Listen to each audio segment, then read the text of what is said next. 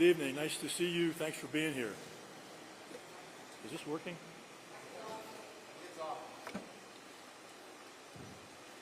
Good evening. Nice to see you. Thanks for being here.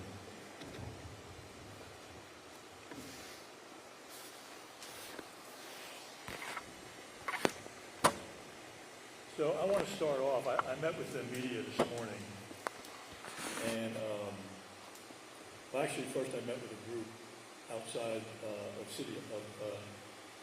the council chambers that showed up at council chambers this morning, and I had a good conversation with them, and I'll go over some of that conversation with you. And I also went to met with the press this morning at police headquarters to go over exactly what I'm going to go over with you tonight. And the first thing I want to do, I want to diffuse a couple things. The first thing is the press release that went out. That went out prematurely. That never should have gone out, saying that we didn't have any evidence that it was a hate crime. Because we didn't know that. We didn't know whether we did it or whether we didn't. But that went out again, and it shouldn't have. I apologize for that. Secondly, there's been a lot of criticism. We received a lot of criticism for not immediately, and I use the word, charging the shooter with a hate crime.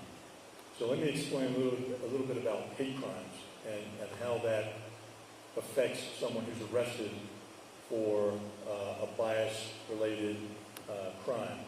Let's say it's criminal mischief. They tag up a Jewish synagogue, and they make slurs toward Jewish people on the synagogue, and that person's arrested. He's arrested or she's arrested for a Class B misdemeanor.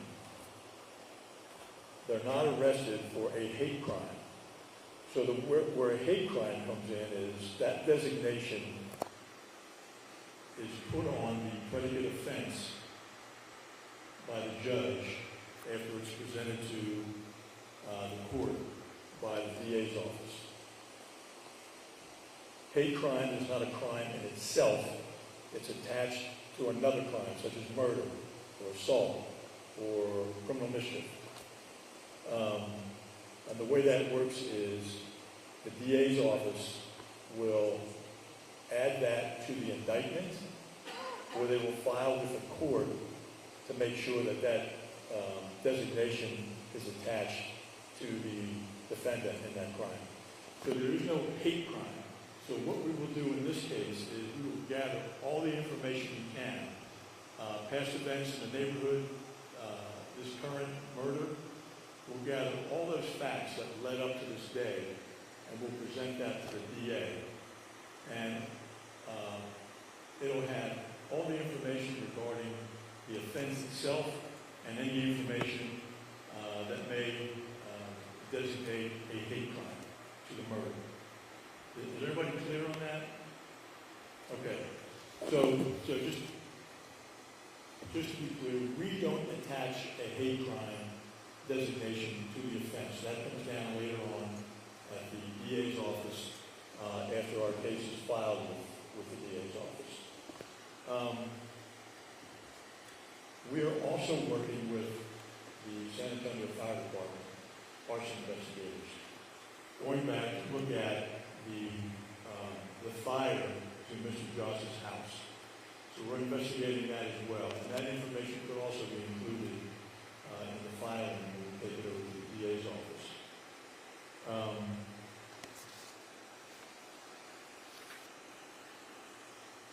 We've also heard concerns about the volume of calls to Mr. Joss's residence. Some of those calls were made by him. Some of those calls were made because of him. We are looking into all that, and that will go into the investigative report as well if it's related to the murder or could have any bearing on it. And then lastly, this case remains an open and active investigation. So I shared very, very little with the media this morning about the case, other than what I'm telling you right now. Try to clear up the press release that we put out the day after the murder too soon. I try to clear up the misunderstanding about how a hate crime is attached to this murder. I didn't go into any of the investigative facts. That the report on the murder has been released, and we've answered any questions that we can without interfering with the investigation about that murder.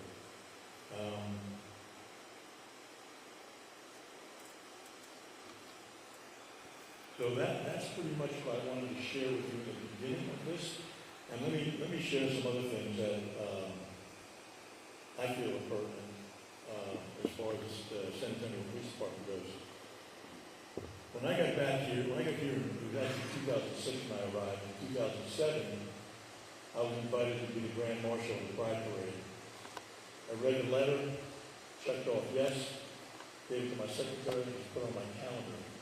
I thought nothing of it. I was in the Pride Parades in Washington, D.C. Dayton, Ohio didn't have a Pride Parade. Did anybody here from Dayton? Dayton, Ohio they didn't have a Pride Parade. I was in the Pride Parade in Minneapolis for 2 years before I came down here. So I thought nothing of it when I got here. After I sent that, my secretary sent that RSVP back, I see in the newspaper in font, bigger than all the other fonts on the page, McManus set to lead Day Parade.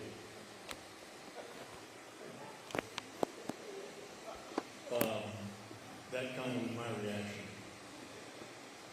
And then subsequent to that, there was an article in the Express News that talked about me having a romantic relationship with a retired NFL football player back in Washington. I don't know if anybody read that back 20 years ago, but I thought it was kind of funny. And I can tell you the story behind that if you're interested later on. But anyway, I want to say, and I'm not blowing my own horn here, but I think a lot of progress has been made between the police department and the LGBT plus community since I arrived here. And that was actually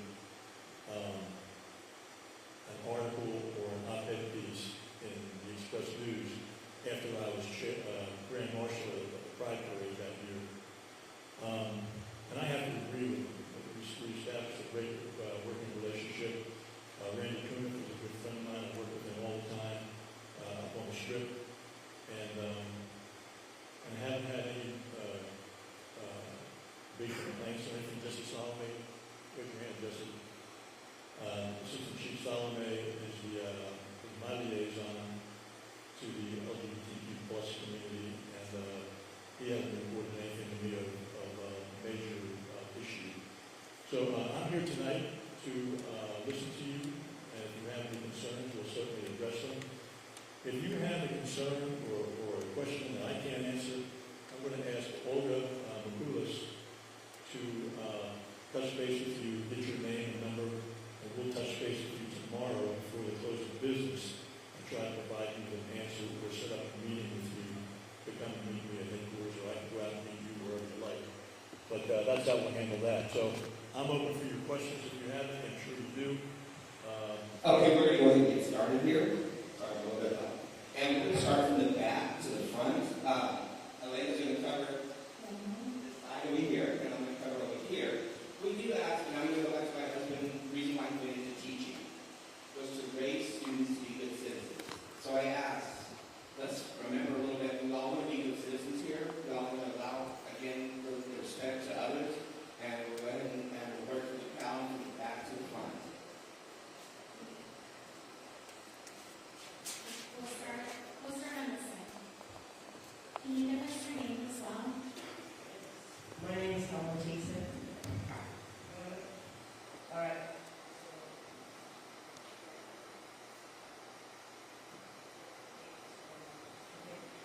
My name is Helen Jason, and I 2.5 years ago. I actually walked with you, sir. I begged you, your police officers come in my last neighborhood that I lived in for 58 years to help us and the elderly there, being overrun by drugs and stuff. But my wife lost her son. We moved here. We wanted to be close to our son. And about 6 months after we got here, our neighbor started harassing us. He's come onto our property. They said we need a video. He has climbed an 8-foot privacy fence, a ladder through our windows. I finally, at 2 times I caught him and had it out with him. The last time I put the cameras up, and the police officer that showed up told me they can climb the ladder anytime they want to look over your fence. I said, okay, that's weird. And then it's gotten worse. I don't know if something mentally, I'm sure something's mentally wrong with this man. But my wife, this man would beat his dog, let him out, and then they got stolen or something. He thinks my wife took him. So every day, he came out there, as soon as he hears me leaving my motorcycle to go to work, he comes out and he told her, come here, I'm going to kick her, you know what? And she got freaked out, she called me, I said, I'm going to leave. The next day, he's waiting on her in the dark. She comes out at 5 in the morning to go to work. And I'm asleep because I'm a school teacher. I don't have to get up that early. And then he has a flashlight and he's shining her eyes and glaring. They said, oh, well, he can stand out there and do that all alone. The following day, he's out there with a bat in the street waiting on her. So I'm having to get up with her. And I got all these cameras now, right? And I'm pointing them like right in this fence. And every day he comes looking for her. He knows her days off. We have to switch her days because he's looking for the gardens in front. We cannot be in our backyard. We have a pool in our backyard. It's empty. She runs over there. She's petrified. We took our gardens in the backyard and in the front to make it our neighborhood safe and be safer. We call the police. Every morning I can show you in my phone when he comes to the gate with a rifle, with a bat, a bat. You know, he went out in the street. We came over graduation last Thursday, and the people across the street were having a party, graduation party, and he came out to call her, and he's racist, and he's also racist, called her a Mexican.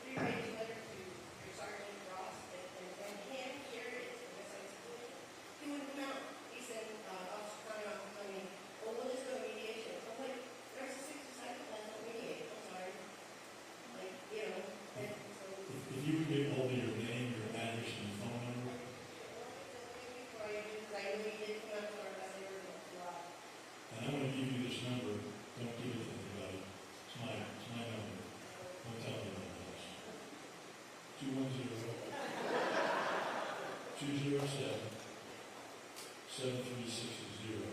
If you call and I'm not in the office, leave a message and I'll return the call. If I'm in the office, I will take the call. Promise. I appreciate it. I just want it to be done because we moved this house, you know, we're in the last of our years, and so we are last house before we move to something tiny, and I just want peace. My personal business is to teach people how to regulate their emotions and live in peace and life. That's my personal business. Chief, we have a question back here.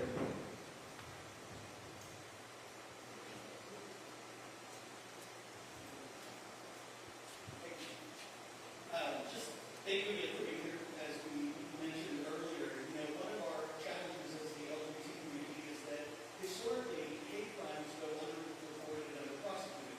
And I know that as SAPD, you all don't add that hate crime charge at the beginning, right? That hate crime charge comes when the sentencing phase comes through.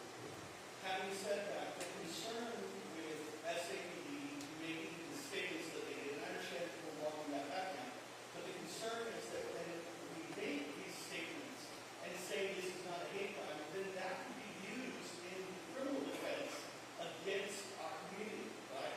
And so the concern that I have is that, I know we've done a lot of training, I know that the LGBT community has done a lot of work with you, but that training needs to be continuous so that we can continue the relationship. Because we do have a great relationship. I remember when you first came to San Antonio, and you met with San Antonio Stonewall, and you promised to support. So this is a testament to that, and we do appreciate it.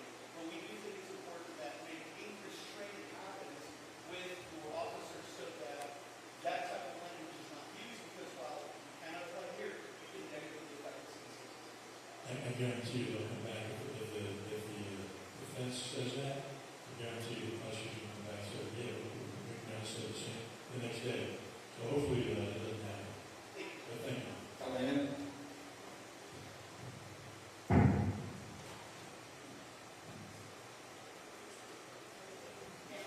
Hi, my name is Adriana Addicts. I'm on the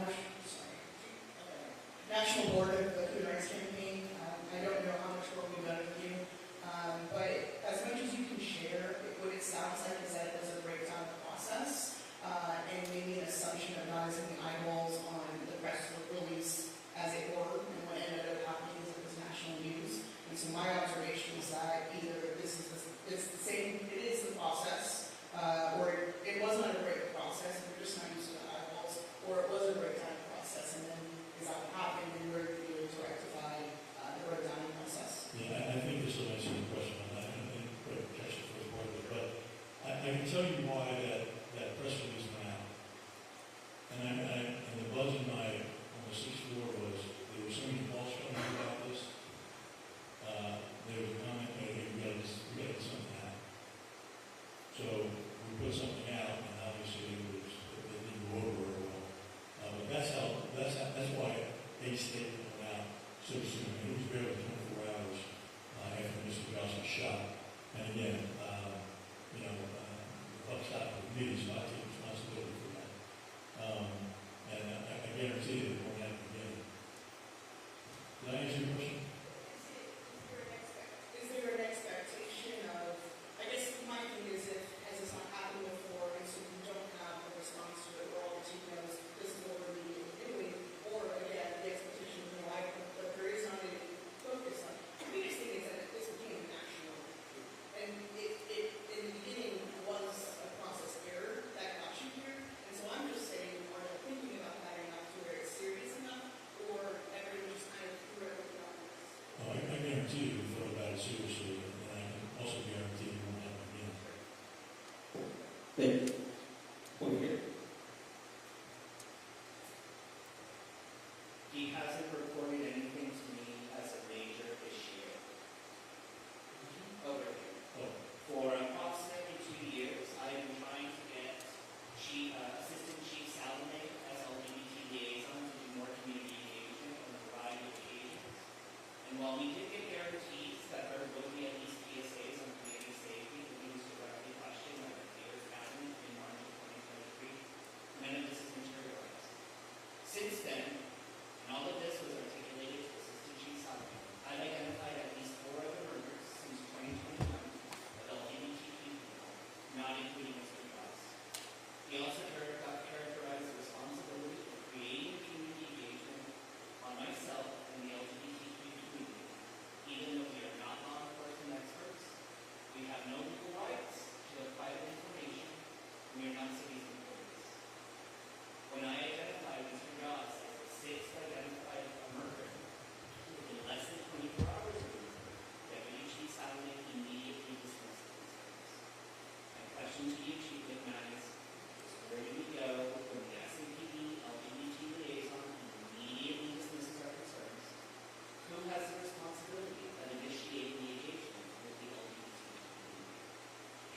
Jesse, you want to handle that?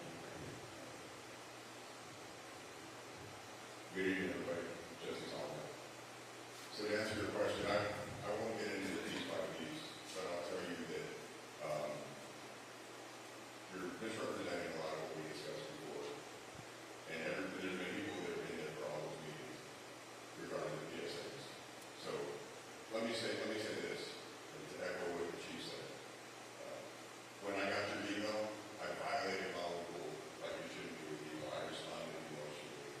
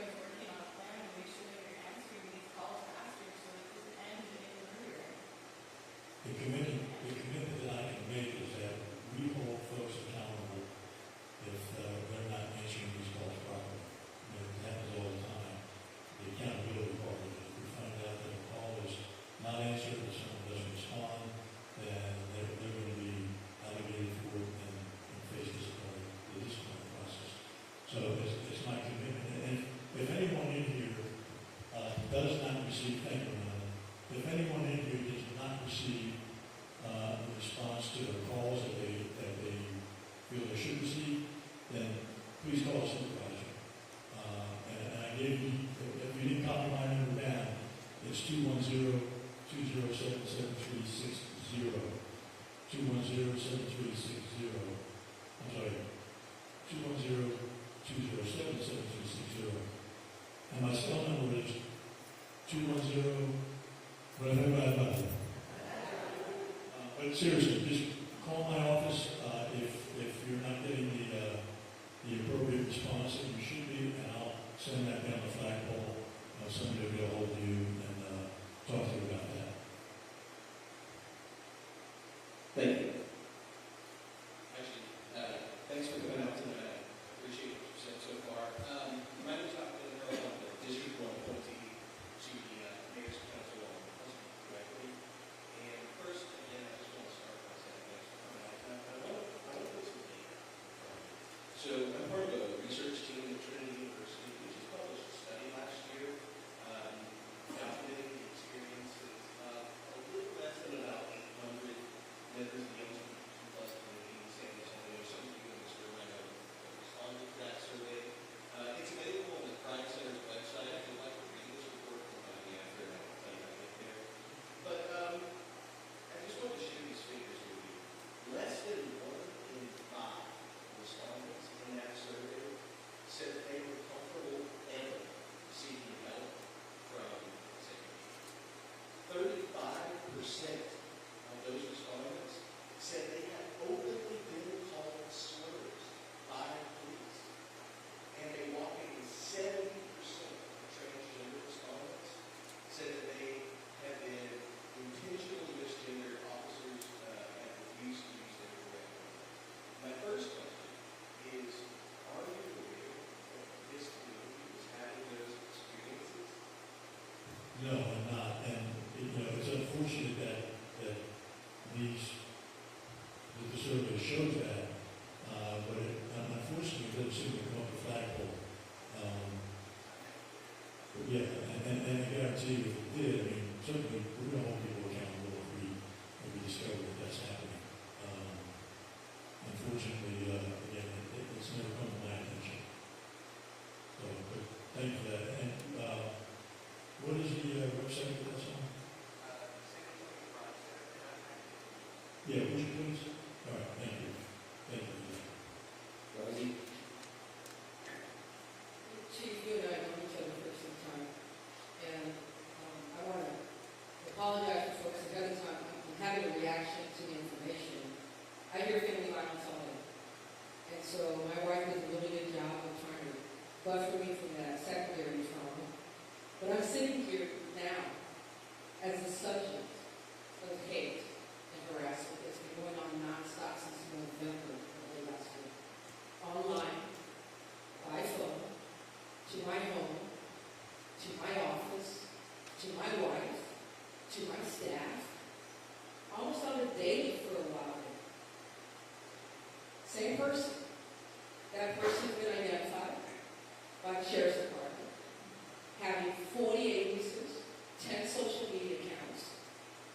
We kicked up again this weekend because I was inducted into the Hall of Fame. There was a video made of me that's been circulated worldwide based on false premise, false information. My experience with the department started many years ago when I was assaulted at a hospital after the death of a relative. I lived on Gramercy Street. The officer comes out and says, "Do you really want to do this? Do you really want to file this report? You look like you can handle yourself." That was the response. I had to call a sergeant that I served on the cardboard with to intervene and send another officer. My point in telling you all of this is it's a systemic problem. It's not just people losing loved ones. And because it's a systemic problem, that type of harassment and behavior has been normalized to a level that they think they can do that to an elected official like me and not face any consequences because they're not facing any consequences. And I know that you're not in charge of this room. You're putting the evidence together and sending it somewhere else to be considered for prosecution. And I think these folks here, my brothers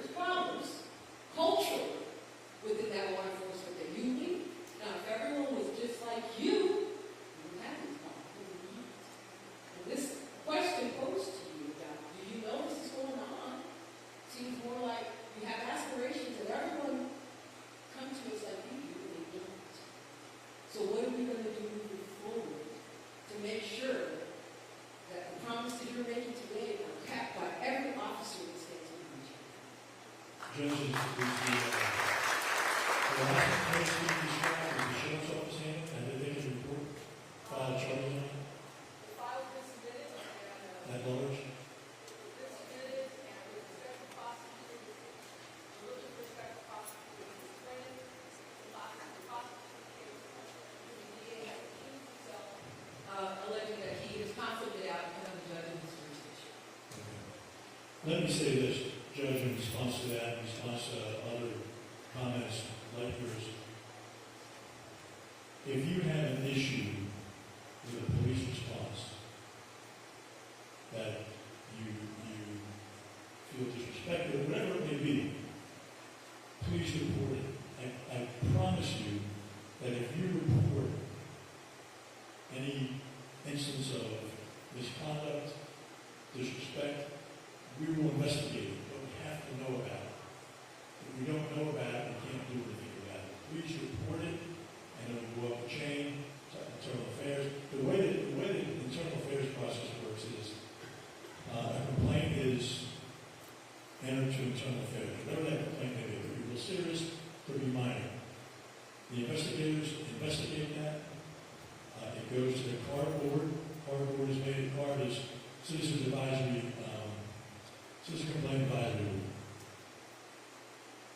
When it goes to the board, a board of 7 police officers and 7 citizens hear that case. Once they hear it, there's 2 things they do. One thing is they vote to either sustain it or not sustain it. Either it happened or there's not enough evidence to prove that it did happen. What happens after that is, if it's not sustained, they're done with it. If it's sustained, they take a second vote. And the vote is for a recommendation that they send to me for discipline, what I call corrective action. And then it comes to me, I sit with my attorney and my staff, and we go over every case that we presented at the board. And together, we sit and we decide, the board makes a recommendation. It could be a 10-day suspension, 20-day suspension, whatever it may be. And then I issue what is called a contemplated notice of corrective action. And then within 7 days, that officer, this respondent officer, is required to make an appointment to come and see me. And then we have a hearing, called a lateral hearing, which is required by law. And the respondent officer, 9 times out of 10, they bring their attorney. I have my attorney there. They try to present mitigating circumstances that will change what the corrective action issue might be. So that's how sometimes it changes it, sometimes it doesn't, sometimes it gets worse. But that's how that happens. So if you have cause, please file a complaint. Because again, if I don't know about it, if we don't know about it, we can't address it. Chief, I think we have time for 2 more questions.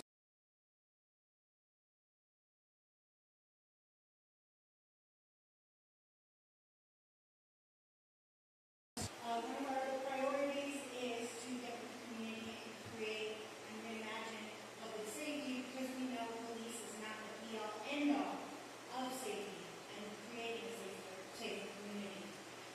Before I answer my question, I just want to say, as someone mentioned, it's a systemic issue, because it persists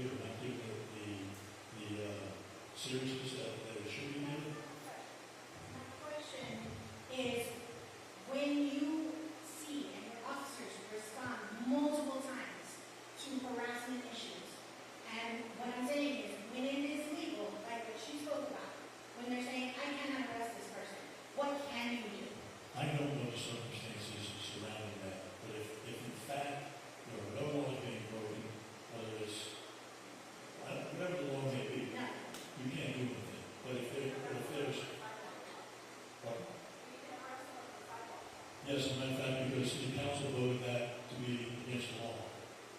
But, wait. If you need the mic, I'll give you the mic in a minute. So, I mean, if there's no law being broken, but if you need to see a supervisor, call a supervisor. Call dispatch back and see a supervisor. But again, if we don't know about issues that you're concerned about, then there's nothing we can do to address it.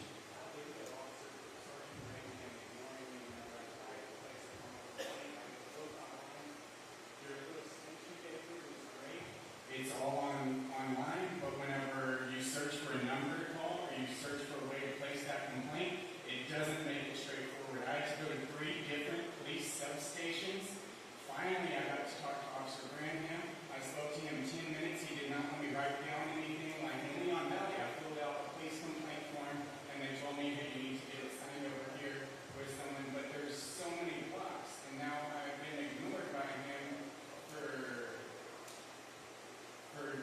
3 months now, and like this is why people like Matthew Buckler's got to stay on the force, because it's so hard to complain on time, and then people who serve someone a shit sandwich can get back on the force. This officer who cursed at me and threatened to take me to jail because I fell down on my skateboard and didn't get up quick enough.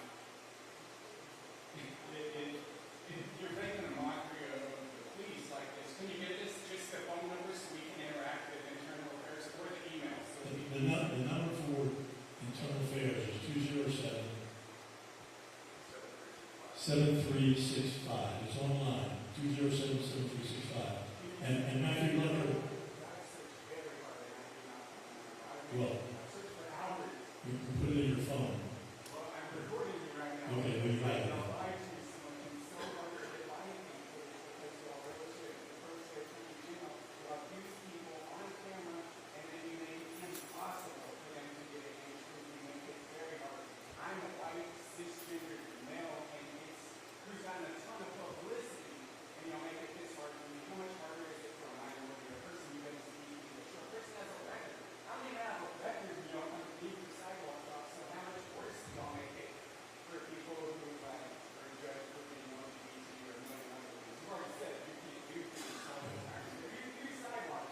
I appreciate your comments, and for the record, Matthew Butler is no longer on this He phone. isn't, but y'all, you didn't fire him quick enough because it was so hard to place a complaint that you got back on the force. If it was easy to complain against bad cops, so many bad cops.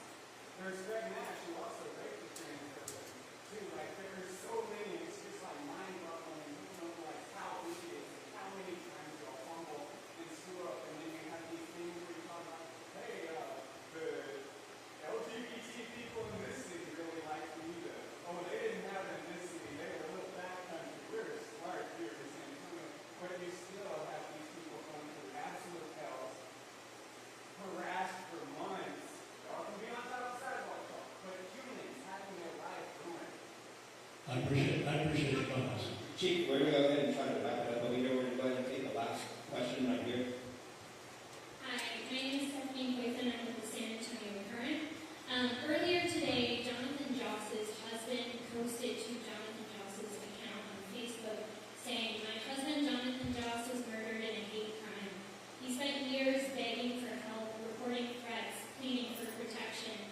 I just wonder, I know it's an ongoing investigation, I wonder if you can comment on that at all. I know you yourself admitted earlier today that sometimes you responded to calls coming from Jonathan, and sometimes the calls were about Jonathan. And I'm also wondering that if there is even a kernel of truth to that, what made you so confident that this wasn't a hate crime the first 24 hours? Again, that press release went out prematurely. It should not have gone out. Jonathan's husband made that statement, I believe it was the day after that statement went out, and that information will be used putting together that case. Okay?